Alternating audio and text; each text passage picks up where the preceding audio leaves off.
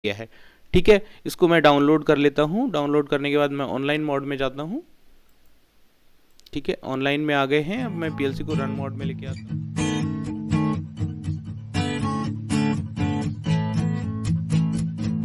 Hello दोस्तों, मैं हूं सिद्धार्थ और एलएच ऑटोमेशन में आप लोगों का एक बार फिर से बहुत बहुत स्वागत करता हूं। आज के अपनी इस वीडियो में हम पीएलसी लॉजिक के अंदर यूज़ होने वाले सेट रीसेट फंक्शन के बारे में जानेंगे। कैसे हम पीएलसी में सेट फंक्शन यूज़ करते हैं, कैसे हम रीसेट फंक्शन यूज़ करते हैं। सेट और रीसेट को समझने से पहले अभी तक हमने किसी भी फंक्शन को एग्जीक्यूट कराने के लिए लैचिंग या फिर होल्डिंग का इस्तेमाल किया।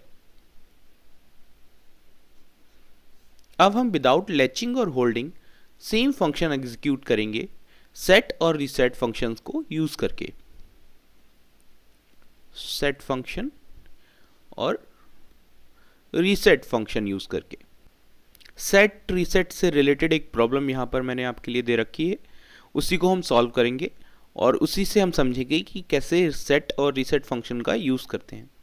यहाँ पर जैसे कि आप देख पा रहे होंगे, मेरे पास एक एग्जॉस्ट फैन है जिसका मैंने आउटपुट यहाँ लिख रखा है, वो है y0।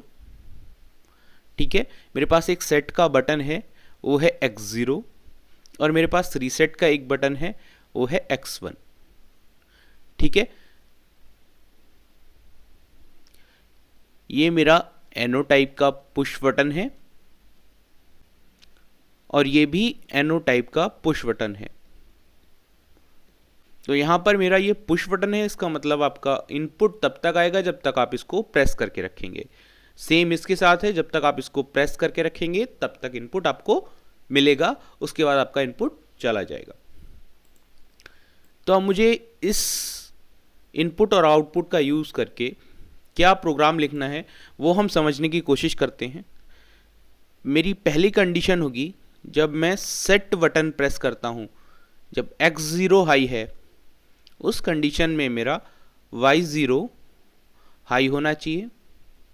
ठीक है, अब सेकंड कंडीशन क्या है, मेरा सेट जो x0 है वो हाई होके लो हो जाता है, फिर भी मेरा y0 हाई ही रहना चाहिए।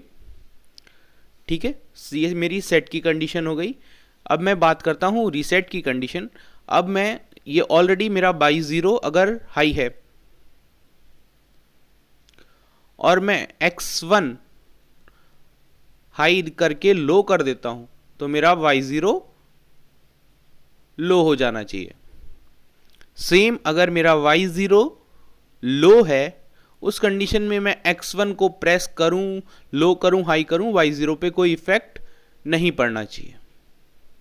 ठीक है, तो मेरे पास चार कंडीशन हो गई। मेरे पास सेट की कंडीशन हो गई और मेरे पास रीसेट की कंडीशन हो गई।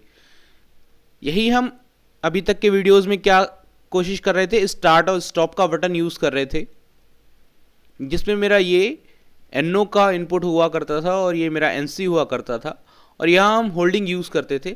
बट अब हमारे पास कोई होल्डिंग नहीं है, कोई होल्डिंग फंक्शन हमें यूज़ नहीं करना है, हमें सेट और रीसेट फंक्शन यूज़ करना है और सेम आपका ये स्टार्ट बटन की तरह काम करेगा और ये आपका स्टॉप बटन की तरह काम करना चाहिए।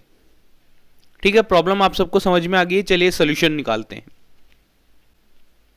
ठीक है, तो सेट रीसेट लिखने के लिए मैंने यहाँ पर दो रंग्स लिखी हैं। ठीक है, पहली रंग में आप देख रहे होंगे मेरा एक इनपुट x0 जो कि सेट का पुश बटन है। ठीक है, और उसके आउटपुट में मैंने अपना फैन का आउटपुट यूज़ किया है y0। सेम मैंने यहाँ पर यूज़ किया है x1 और आउटपुट में मैंने यूज़ किया है y0।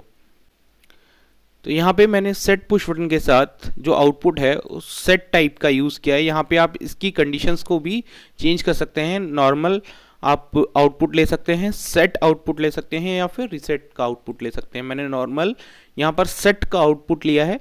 सेम मेरा जो x1 बटन था, जो मेरा रीसेट का बटन था, उसके साथ मैंने y0 का जो टाइप लिया है वो रीसेट लिया है।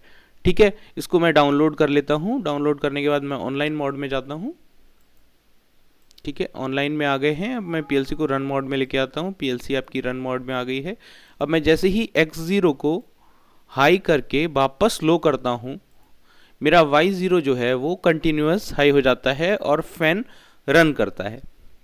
सेम मैं x1 के साथ इसको हाई करता हूँ और वापस लो कर देता हूँ, तो मेरा y0 जो है वो रीसेट हो जाता है।